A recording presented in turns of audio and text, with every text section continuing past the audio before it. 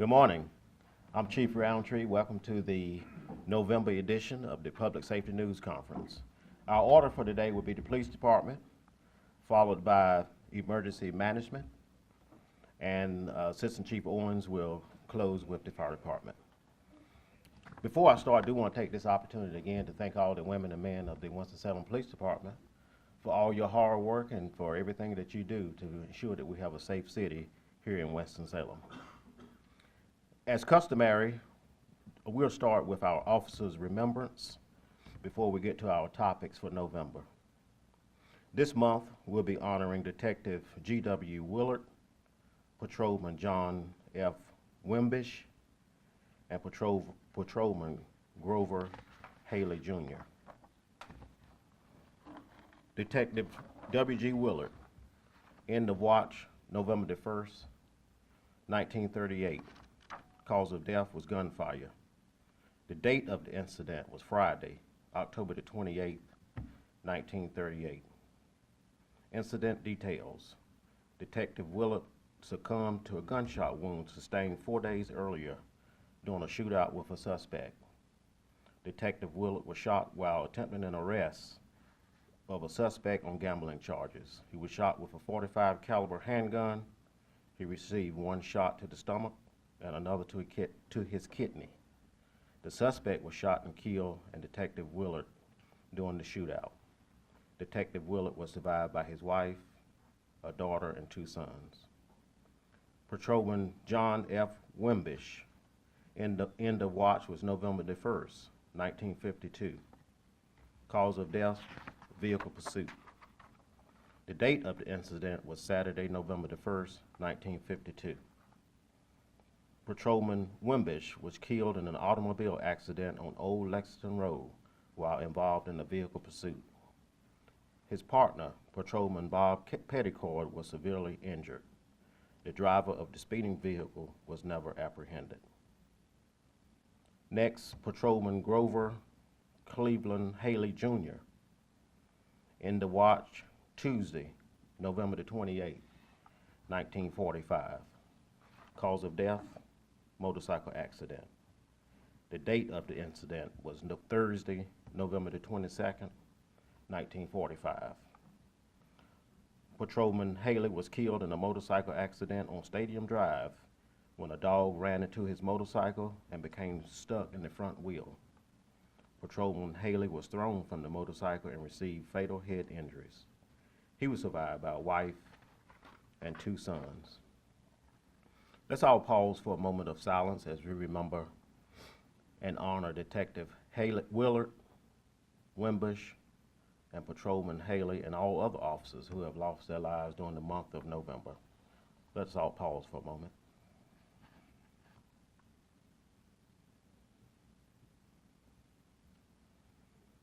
Thank you. The police department's topics for this month will be holiday safety and driving tips. Those will be presented by Officer Brad Richardson. Holiday Task Force will be presented by Captain Chris Louder. We have a couple citizen accommodations. Those will be presented by Lieutenant Brian Doby, and then we'll follow up with a Medal of Valor presentation. Officer Richardson.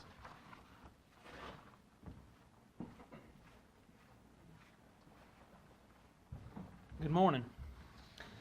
My topic this morning for the month of November is holiday safety. I am Officer Richardson with the Traffic Enforcement Unit, the Motors Division of the Winston-Salem Police Department. To begin with, when you think about holiday safety, we want to, our community's goal is really for everyone to have a happy holiday.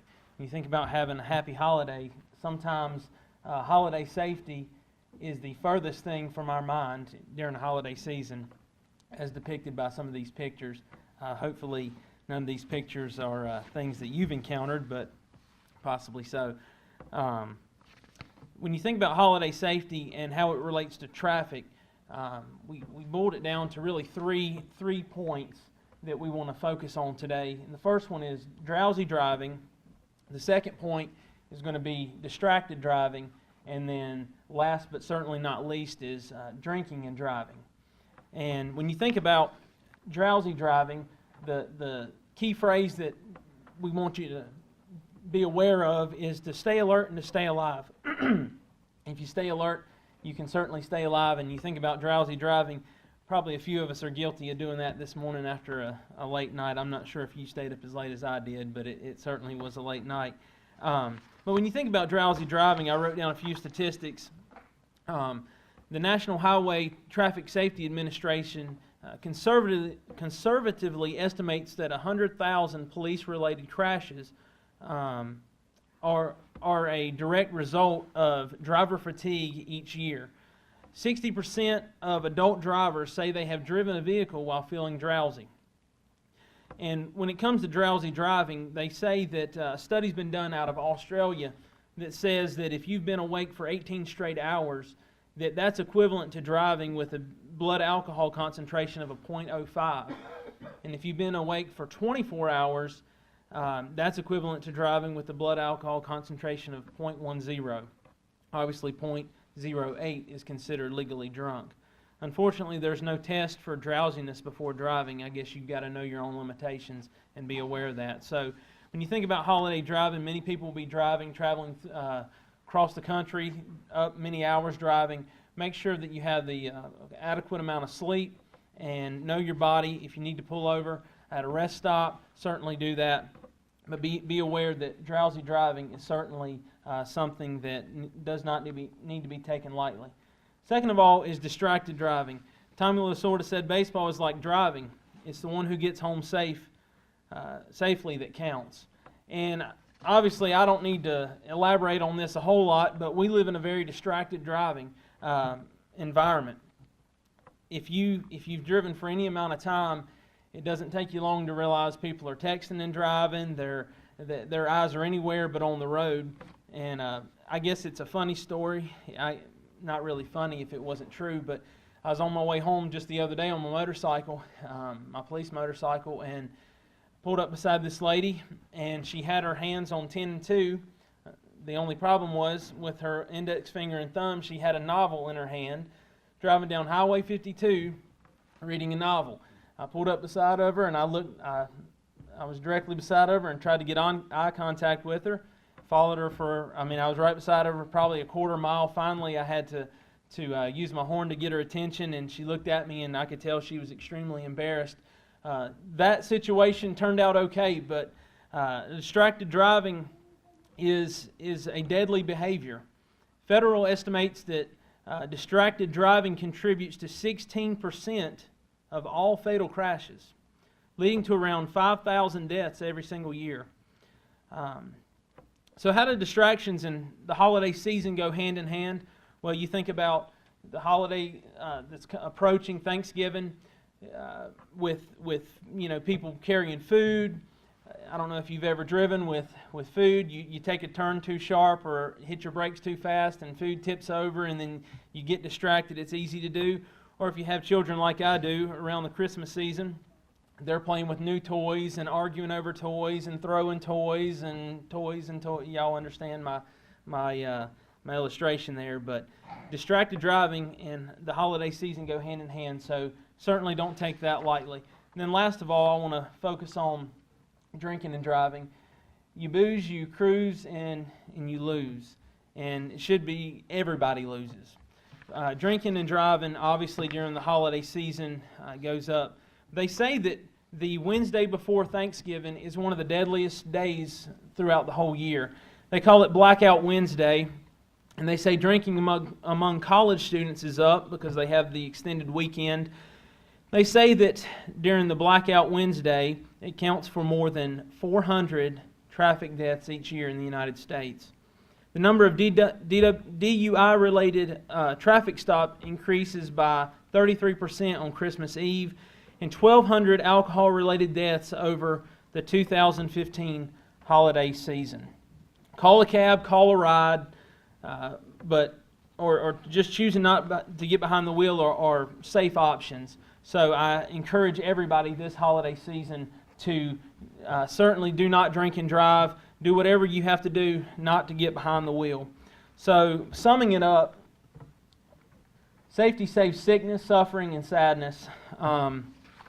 And just want to be transparent with you. You know, it never gets easy for us on the traffic unit to knock on an unsuspected loved one's door and giving them the life-altering news that their loved one is not going to come home because of a traffic-related death. That never gets easy. You know, I can still think about the people's faces that I've had to look into. I can still hear their cries, and I can still feel the hopeless feeling that I've had standing there wishing I could do something to help. You can't get that back. But what we can do is we can be proactive, and we can bring awareness to these topics and shed light on it in ways to stay alert, focused, and sober during the holiday season. So ultimately our goal is for every first responder, all of our goals, is for everyone to have a happy and safe holiday season. Are there any questions? All right, at this time, I'm going to turn it over to Captain Louder and let him talk about the Holiday Task Force. Thank you.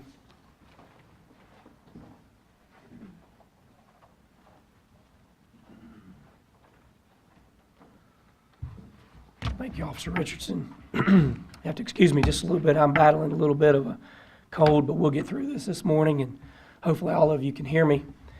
I'm Chris Louder, the captain of District 3 in the Field Services Bureau, and today I'm going to talk about holiday safety in general, vehicle safety, as well as holiday safety shopping tips. And the purpose of the presentation is to provide a variety of safety tips to help ensure your holiday is both a safe and pleasurable experience. First and foremost, the Winston-Salem Police Department is committed to providing the residents of Winston-Salem and the patrons of our business the safest environment possible. However, this cannot be achieved without your assistance, as your participation is critical in reaching this goal. I'm going to provide a variety of recommended and proven safety measures that you can implement to minimize the likelihood of you or your home being victimized during the holiday season. I'm going to talk a little bit about situational awareness and knowing your environment. And as I go through these, you'll probably think to yourselves, well, yeah, I do that, I implement that, or I practice that. And what we have to guard against is how busy we are from now until Christmas. When we get into being in a rush, we get into the crowds, we get into the traffic, and sometimes our awareness starts to diminish because we're so focused on our goals, focused on our shopping, focused on trying to find that ideal parking space. But always remain alert to your surroundings and the people that are around you. Don't let the hectic nature of the holiday season compromise your attentiveness. If you can, take a friend or a family member with you when you shop, and if possible, try to shop before dark. I know that may not always be feasible, particularly with the time change that we experience going into Sunday morning. If you are dependent upon public transportation or a ride from a friend, always wait in well-lit locations. Try to avoid carrying large amounts of cash. Credit cards, debit cards, checks should be the preferred method of payment when possible. Always remain diligent with your purses or your wallets. Purses should be carried tightly under your arm and never leave them unattended. Wallets should be secured in a garment and out of view. When you're shopping, avoid carrying an excessive amount of packages. These serve as a distraction. They leave you defenseless and increase your vulnerability. Always carry a fully charged cell phone. And as Officer Richardson talked about distracted driving and being distracted overall with cell phones, please avoid walking and texting, particularly when you're in parking lots and trying to get back to your vehicle. In reference to vehicle safety tips, and this is something that we've talked about in several of our press conferences throughout the year, always lock your vehicle and make sure your windows are up. Unlocked cars have been the primary target of auto breakers, and the lure of gifts in your vehicle will only entice people who may be involved in that type of activity to target your vehicle. Try to park in well-lit areas. It is preferred that you lock your valuables in your trunk, but at a minimum, ensure that the valuables left in the passenger compartment are concealed. When you exit your vehicle, scan your surroundings. Do not stop and talk with strangers, and avoid people or vehicles that appear to be more interested in your activity than they are in their own activity. Always know where you are and remember where you parked. We run into that sometimes at larger shopping centers with people forgetting, and then that trying to find your vehicle just increases the time you have to spend on foot in the parking lot trying to find your vehicle.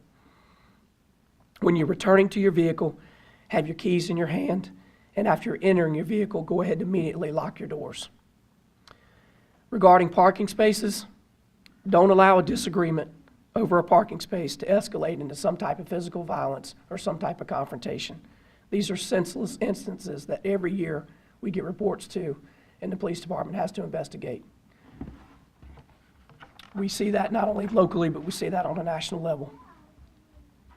Shifting a little bit to your home safety, and again, this is important as we roll into the holiday season, because obviously people are going to have more valuables in their home as far as gifts. Try not to display the gifts where they may be seen through a window or a doorway. Lock your windows and doors, as we said with vehicles. That applies to your home, even if you're only leaving for a few minutes. A lot of the calls we get and the investigations we have, when you look at some of the time frames, particularly if there are people in the area that are watching for activity, it doesn't take long. You run to a doctor's appointment, you go to run an errand, and the time frame could be an hour or less, and they come back and their home has been victimized. Use automatic timers for your lights to create the illusion that you're at home. Consider the installation of an alarm and/or motion sensor lights. In the event you are absent from your home for an extended period of time, ask a neighbor to watch your home, collect your newspapers and your mail, accept your package deliveries. You think about all the deliveries between the carriers and something being left on your doorstep. And I'll give you a prime example. I've got one of my children will be his birthday's on Monday, and we had ordered a fairly large item from Target. We were going to be gone overnight recently, and I was concerned that this package would show up, and it was supposed to show up, ironically, on the night that we were gone. We had asked a neighbor to look out for our residents. Well, luckily for us, it showed up on Saturday before we left, and I was able to secure it, but that was something just personally that I thought about, that this sitting out on the front porch for at least a 24-hour period would be a clue, obviously, that someone may not be home and that our home could be broken into. Be mindful, you can also put a stop on your mail delivery using the Postal Service request for hold mail, which can be completed online. Volunteer to do the same thing for your neighbor, as a network among neighbors is the most effective tool to deter crime in your neighborhoods. Avoid advertising your gift with empty boxes. Conceal them in trash containers or trash bags. And closely review your credit card bill to immediately detect fraudulent charges, which also applies to online shopping. Keep all of your shopping receipts, photograph all items of value, and always record the serial numbers. This is an extremely important step in the success of us recovering stolen property. All of these crime prevention tips can be located on the police department's website, www.wspd.org. You'll find the crime prevention on the right side of our homepage. And under crime prevention, you'll find numerous holiday safe shopping tips in both English and Spanish. Furthermore, the Winston-Salem Police Department will again implement our holiday task force. This will kick off on November 25th, and we'll have officers deployed in concentrated areas within the city that have traditionally experienced high volume of traffic associated with holiday shopping. At this time, are there any questions? I'd like to ask Lieutenant Brian Doby to come to the podium to present a series of citizen commendations, as well as Chief Roundtree. Thank you.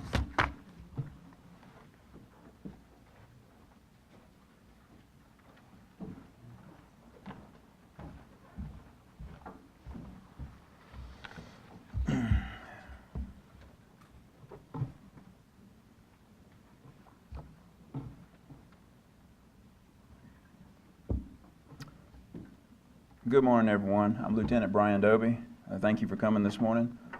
On behalf of all the members of the Winston-Salem Police Department and the citizens of Winston-Salem, we'd like to take a few moments to express our extreme gratitude to 4 members of the community. I will give you a brief synopsis of what they did, and Sergeant Wooten is going to assist with translation for our honored guest. During the early morning hours of October 23, 2016, 2 suspects entered the Circle K located at 5981 University Parkway with the intent to rob the business. One of the suspects began assaulting the clerk behind the cash register during the robbery. The second suspect ran from the store while the assault was occurring. The initial suspect who assaulted the clerk attempted to exit the store as well. At this point, 3 patrons of the store observed what was occurring and stepped in to assist. Mr. Jose Martinez, Mr. Gabriel Martinez, and Mr. Santana Martinez stopped the suspect at the door and began to wrestle him to the floor. While attempting to stop the suspect from exiting the business, the suspect stabbed Mr. Jose Martinez several times in the shoulder with an ice pick. Mr. Bernard Flint, who was an employee of the business, saw the struggle and stepped in to assist as well by holding the suspect to the floor. The suspect was held to the floor by all 4 citizens until the police arrived and took the suspect into custody.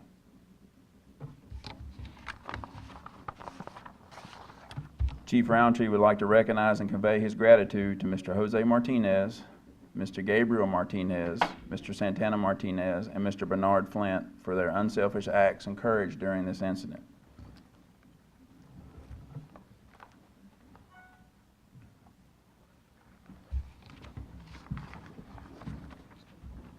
Just prior to presenting the certificates, I'll read one. They all read the same. This is a Chief of Police citizen commendation. They all read for your unselfish act and courageous in subduing an armed suspect during an attempted armed robbery. And this will be presented to each one of our citizens here today. I do want the public to know that this is important. These gentlemen risked their lives in an effort to stop someone who was attempting to rob a business, and it also assisted the police department in solving this case and bringing this suspect to justice. So I do want to thank each one, and I'll present your certificates at this time. Mr. Flint? Thank you. Thank you, sir. All right. Santana.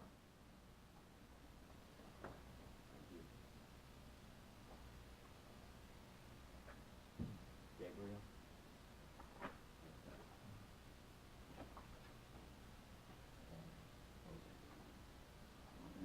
All right, thank you all. Let's give them a hand.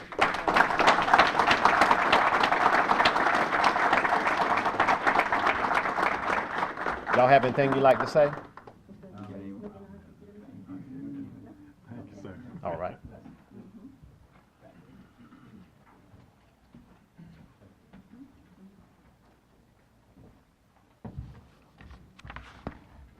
Next, we'll have a Medal of Valor presentation, and I'm going to ask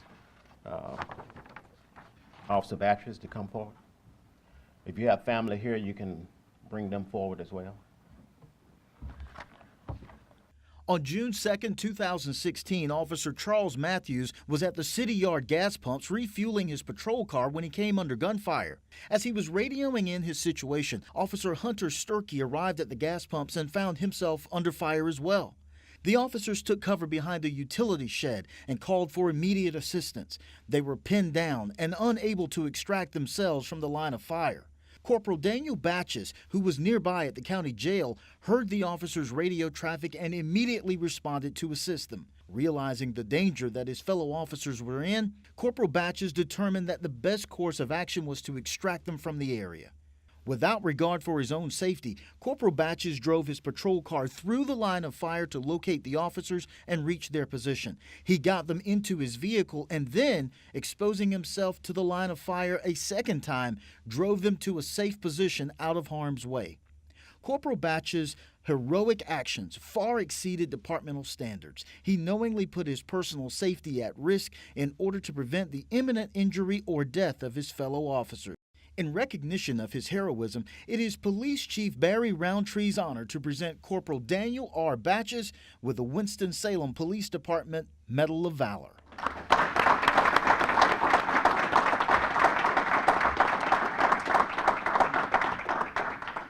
Thank you, Corporal. I do have a certificate, and it reads, on June the 2nd, 2016, because of your unselfish acts of heroism, bravery, and valor in the performance of your duties, you are awarded the Winston-Salem Police Department Medal of Valor. So congratulations to you. Thank you, Chief. All right.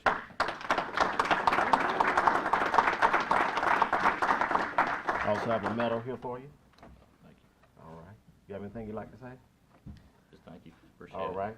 I also thank you for your son and your wife for being here. Thank you so much. All right, thank you. Let's give them a hand again.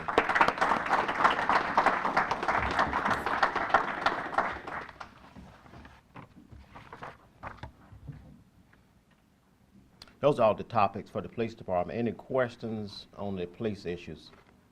If not, I'll introduce Mel Sattler from Emergency Management.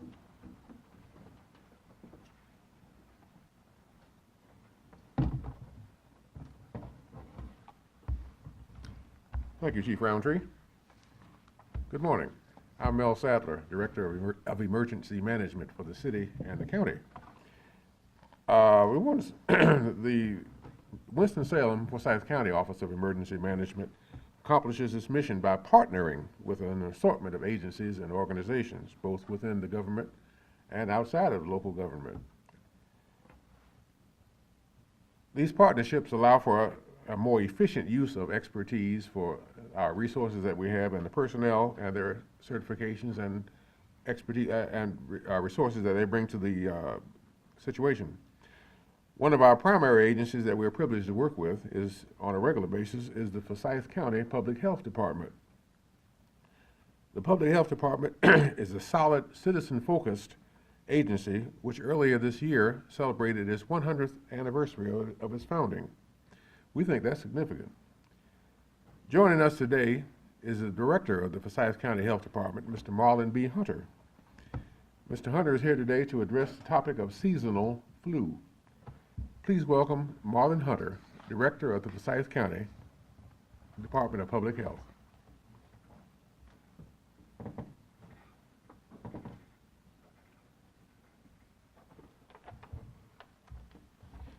Good morning, everyone.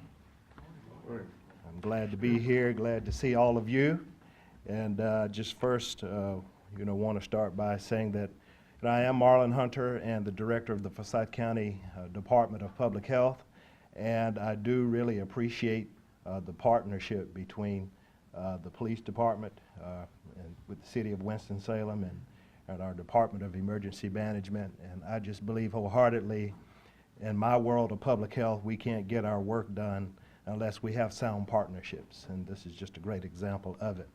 So I'm here today to talk about a yearly topic that is important, and that is the seasonal flu.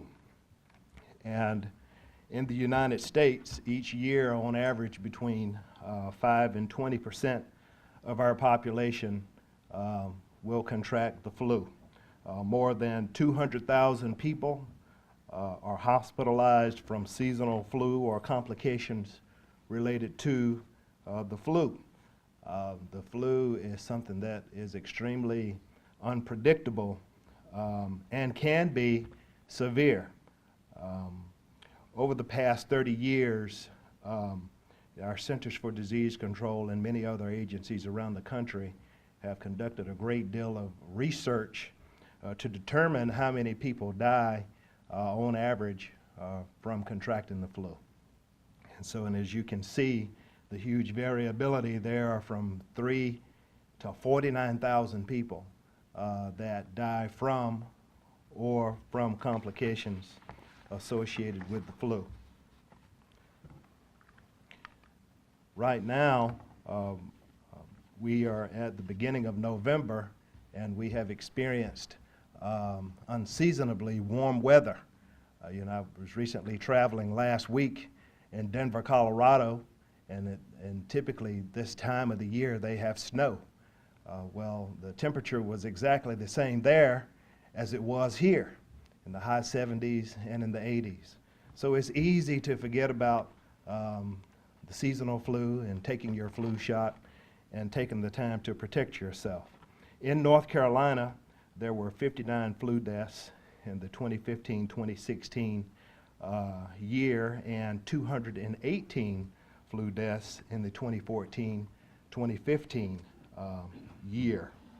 In Forsyth County, there were 2 deaths in the 2015-2016 flu season and 14 in the 2014-2015 year. Some people, such as those that are older, 65 and older, young children, pregnant women, or have a greater risk for contracting the flu. And so since we know that some folks may have conditions that might lend itself to you being a bit more vulnerable, we want to make sure that you do everything you can to protect yourself from contracting the flu. So there are 3 things I want to cover. Number 1, take time to get the flu. There are, at 10 years ago, there were only a few places where you could go besides your primary care provider to receive a flu vaccine. Now you can go to the local drugstore like CVS. Your insurances are paying for the flu vaccine, and as well as individuals on Medicaid and Medicaid for the first time this year is paying for the flu vaccine. And so you can go to your medical provider and present your Medicaid card and have that flu vaccine and vaccination paid for. And we think that's significant. But for those individuals, of course, that don't have insurance, and Medicaid is a form of insurance, you know, I'll mention later on in my presentation where you can go to receive that flu vaccination for free. Secondly, we want folks to always wash their hands, cover your cough, stay home if you're sick, and especially keep your children home if they are sick. We are working to try to get nurses in every school in Forsyth County, and of course when children go back to school and during holiday breaks, we tend to see spikes with various illnesses, and the flu is one of them. So to keep from spreading the flu across our community, just please adhere to these recommendations. And then finally, if you do contract the flu, your doctor may decide to prescribe antivirals, which can lessen the length of time you have the flu. Who should get the flu vaccine? Everyone older than 6 months of old should get the flu vaccine every year. It is by far our best defense. And earlier this morning I was having a conversation with someone who got the flu vaccine last year but still contracted the flu. And so the flu vaccine does not offer up 100% protection. But what it does is provide a barrier of protection, just as our seatbelts provide a barrier of protection for us while we're driving. Just because we're driving and we're wearing our seatbelts doesn't mean that we won't get hurt. Just as it means if we receive our flu shot that we won't get sick. What we are hoping and hopeful for is that if we do come in contact with a flu, a strand of the flu, that the vaccine will lessen the amount of time that you are sick. So there is also a high-dose vaccine available for individuals 65 years of age and older. It is well documented all across the United States and with the Centers for Disease Control that those individuals 65 years of age and older are most vulnerable and tend to die more quickly and more often from the flu or complications associated with the flu. So we do have that high dose available for you. And that vaccine is available at the Forsyth County Health Department. No appointment is necessary, and there is absolutely no cost to you. So if you contract the flu, we certainly want you to get over it quickly, but by chance, if you can make your way to see us, certainly we have that vaccine available while supplies last. Our clinic hours are listed above. Each day of the week here, Monday, Tuesday, and Wednesday from 8:30 a.m. to 3:45, on Thursday from 9:30 to 6:45 p.m., and of course on Friday from 8:30 a.m. to 11:45 for our flu clinics. Are there any questions? Thank you very much.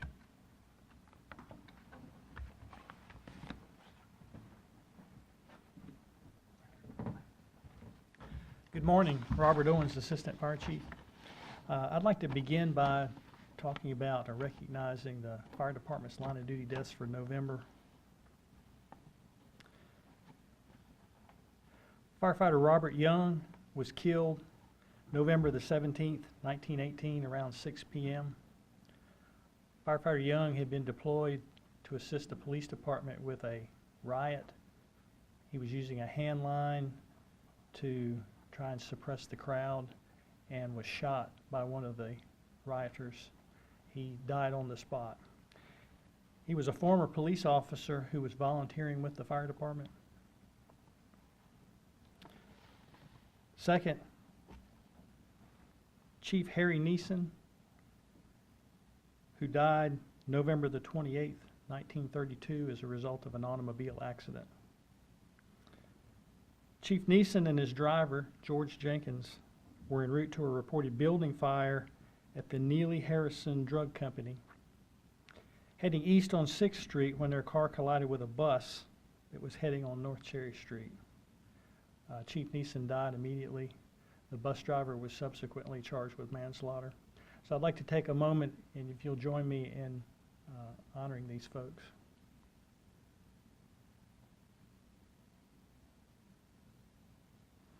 All right, thank you.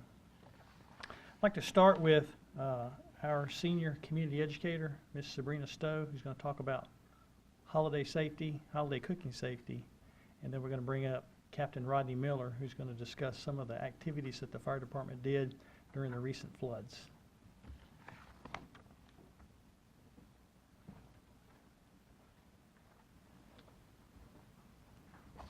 Good morning. Okay. As Chief Owens said, we're going to talk about holiday cooking safety. As we talk about fire safety a lot as it relates to cooking, because it is one of the major problems that we see throughout the country and also throughout our city. As these couple stats will show you, there's an average of 445 fires across the country. And if you look in the second point, from January 2015 through August of 2016, we responded to 444 house fires. So we're right in line with what the national average is. Of those 449 fires, 173 of those originated in the kitchen. A couple other stats we want to show you, and we want to bring this up especially during the month of November, because Thanksgiving is the leading day for house fires involving cooking equipment, whether that's stove, cooktop, or whether that's a turkey fryer. And important to note that there are 2/3 of American households that cook at least one hot meal every day. So we have more people in the homes during the colder months. They're cooking more often than going out. So it's very important that we keep an eye on that. A couple other things to note. Most of those fires, 3 of every 5 home fire involves cooking equipment. Unattended cooking is still a huge contributing factor. 34% of the home fires are related to cooking equipment, 46% of those associated deaths, and 46% associated injuries. Another contributing factor is keeping items too close to the cooktop, whether that be your oven mitts, dish towels, things of that sort. Always want to remind people to never leave cooking unattended. Stay in the kitchen when you're cooking anything on the stovetop. If you leave, turn the stove off first. If you're baking, simmering, things like that, you still should stay in the home. Use a cooking timer, whether that be on your stove, on your phone, something to remind you that you have something cooking. Also be mindful of pets and children, keeping them 3 feet away from the cooking area. And also never hold a small child or any child while you're consuming a hot liquid or carrying any type of hot food. Talked about keeping the towels and clothing away from the stove. Also, keep a fire extinguisher in your kitchen and make sure that you know how to use it and know that it will work when you need to use it. We've talked about the stovetop fire canisters over the last few months. good idea to go ahead and get those installed over your cooktop. And when using a turkey fryer, as many people will do for Thanksgiving, make sure that you're using the manufacturer's instructions for use. Also, just want to remind you of the turkey fryer video that our TV 13 produced on last year. If you want to go back and look at that, it's about less than 10 minutes. And if you'll go and search that on YouTube under WSFD fried turkey. And also you can find that information on our website. And if you can just go to www.cityofws.org/ you can go to our public education area. Or you can give us a call here, 336-773-7965. And the stovetop fire stops that we talked about last month, the canisters, we had talked about going out over 3 Saturdays in a row to install those in homes in certain areas of the city. Just wanted to give a follow-up on that. We did knock on about 400 doors over those 3 weekends, and we were able to install 70 of the sets of fire suppression canisters. We will continue to canvass neighborhoods and get those installed in as many homes as we can. Are there any questions? Okay. To bring up Captain Rodney Miller, he's going to talk about some of the efforts involving Hurricane Matthew.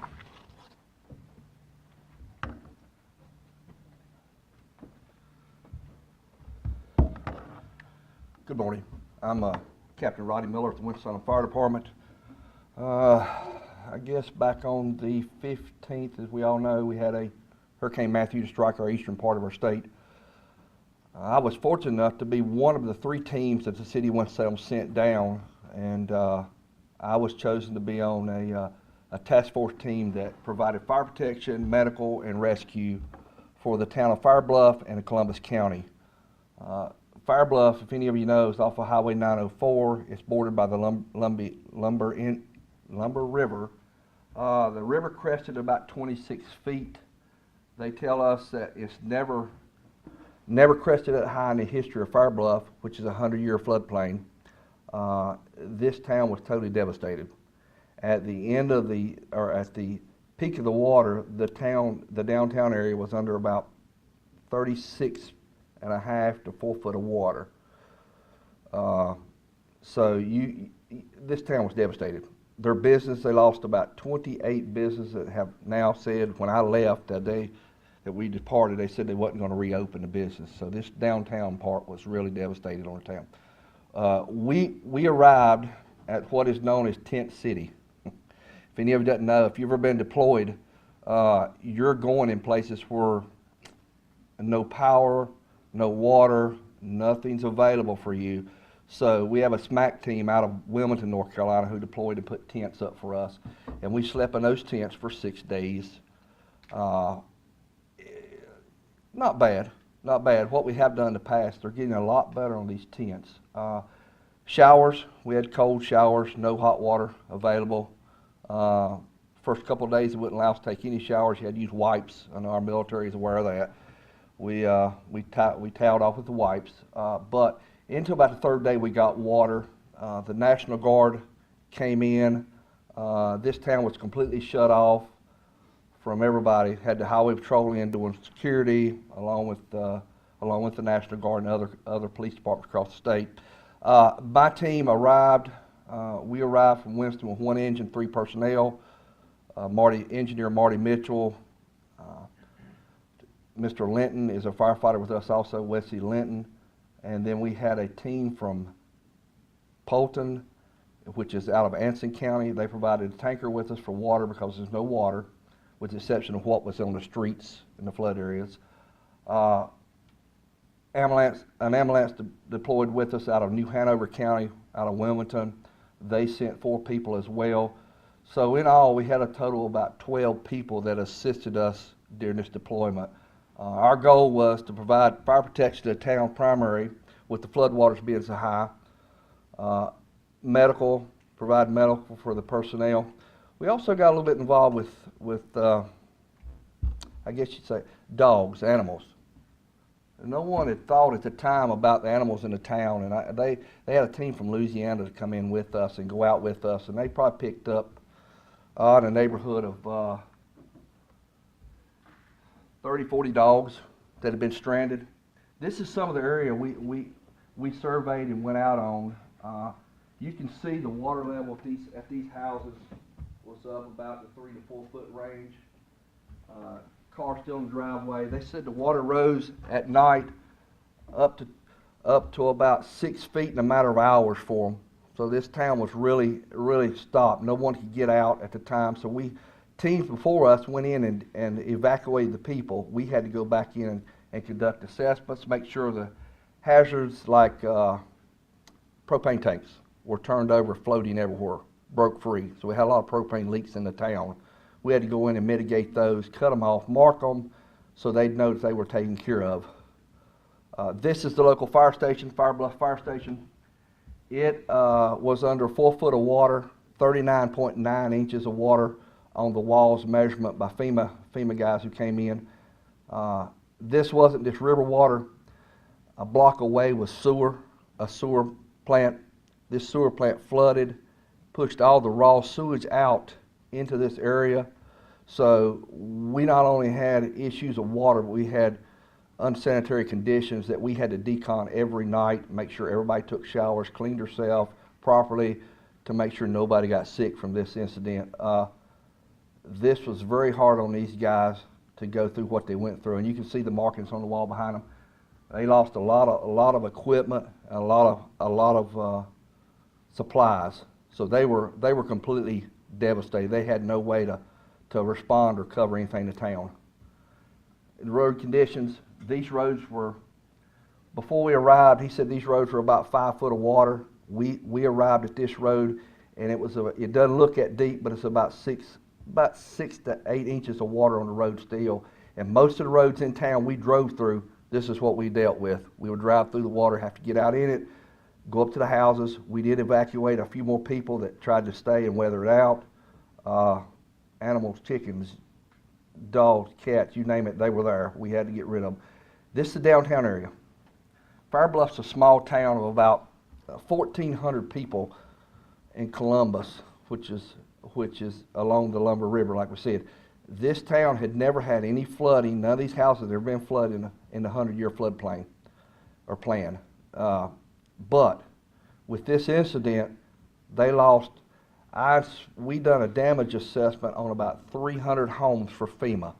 Out of those 300 homes, 120 were totaled. In other words, they got to be tore down due to the water levels that rose up in them. And we were told by the Eastern Command that if the houses had watermarks over 4 foot, that was a total disaster for the house. So not only the river, they had sanitary issues with sewer getting into the houses too. So we wasn't allowing people back in, and this was an incident that I won't forget, and I'm glad we were there. We had about 15 to 20 calls. We run with Horry County, several other counties around, Brunswick County, and everybody was just, people from all over helped, but our task force, I'm really proud of the guys. They done a lot of work. FEMA recognized them as being a great asset to this community during this time. And just some of the pictures we got and what my guys went through getting to them. Several prisons in the area. We had to take care of the medical at the prisons. That's about our day. You can see the 35-mile speed limit sign, how low it is to the water level. That means the water level's still up pretty high. Some of the streets, it took us 6 days to gain access to areas, to cut trees and debris to get to people's homes.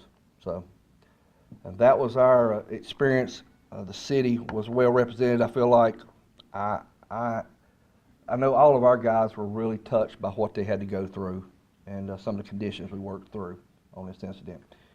Any questions? If not, thank you.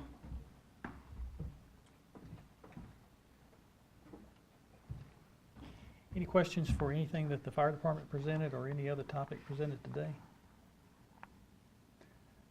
All right, if not, thank you for attending. This ends the November Public Safety News Briefing.